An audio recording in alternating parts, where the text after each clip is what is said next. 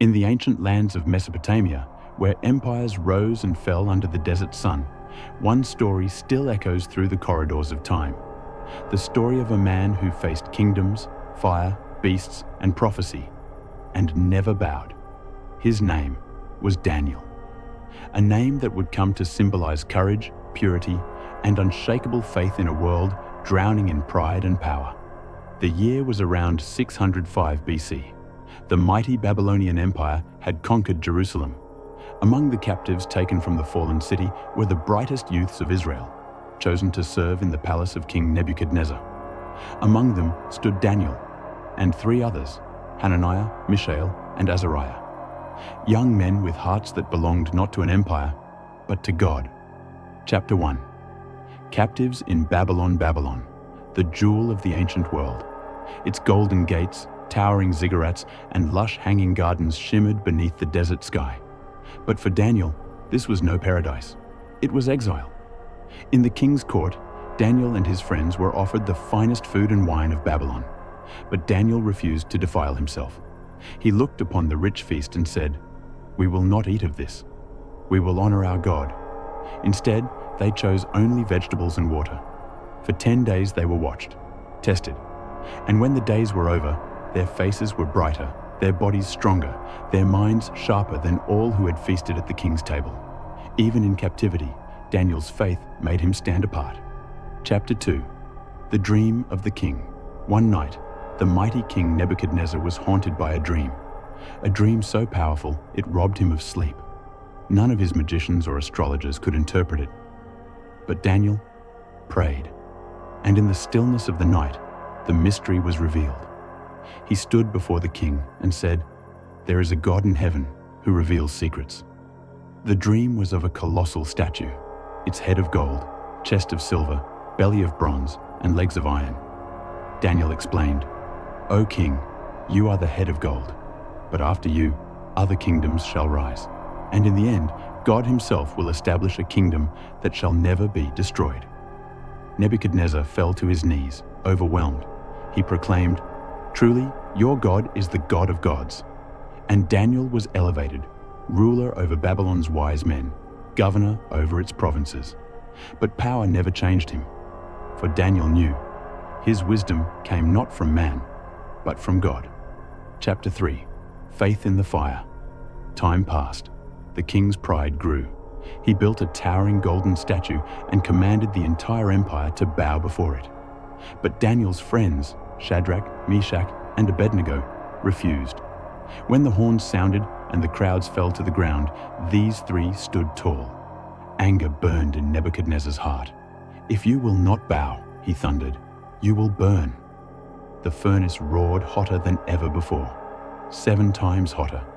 The soldiers who threw them in were consumed by the flames themselves. Yet when the king looked inside, he froze. There, walking calmly through the fire, were not 3, but 4 men. And the 4th looked like a son of God. When they came out, not a single hair was singed. The king trembled. "Blessed be the God of Shadrach, Meshach, and Abednego, who delivers his servants who trust in him." And so, through fire, faith had triumphed. Chapter 4. The Humbling of a King.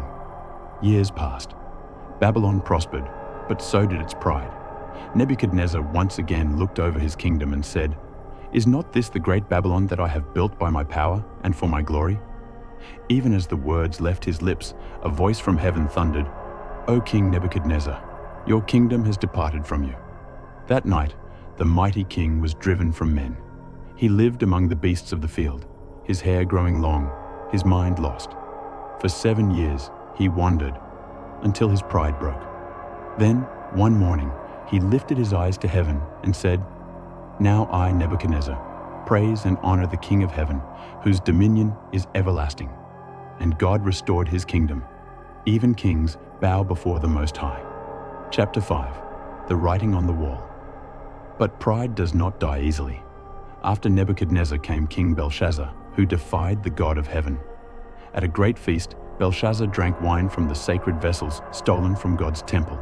He mocked the God of Israel until a mysterious hand appeared and wrote upon the wall, "Mene, Mene, Tekel, Upharsin.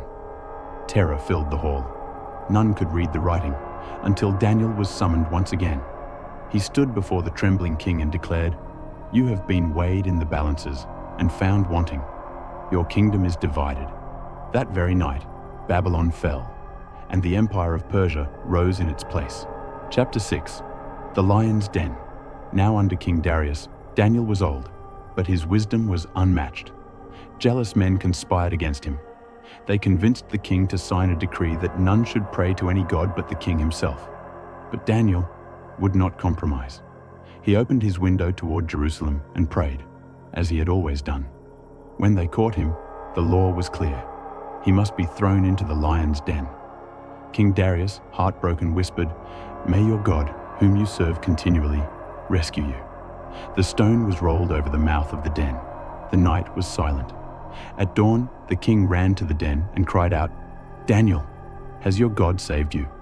And from the darkness came the voice, "My God sent his angel and shut the lions' mouths. They have not harmed me." Daniel was lifted out, untouched.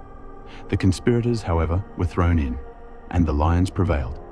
Darius proclaimed to all the nations, "The God of Daniel is the living God, and his kingdom shall never be destroyed." Chapter 7. The Visions of the Future.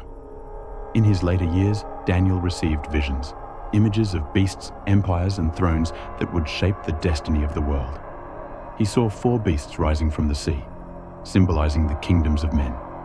And then he saw something greater, a throne of fire, and upon it sat the Ancient of Days, his garments white as snow, his eyes blazing with light.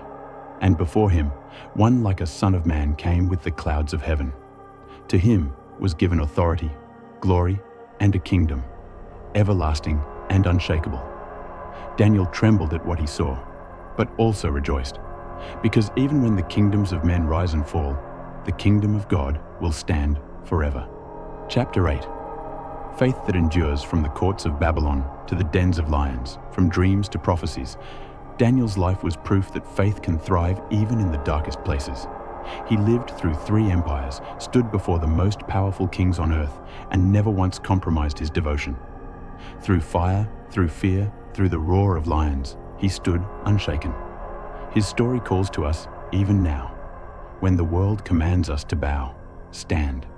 When fear whispers to hide, pray. And when trials surround you, trust.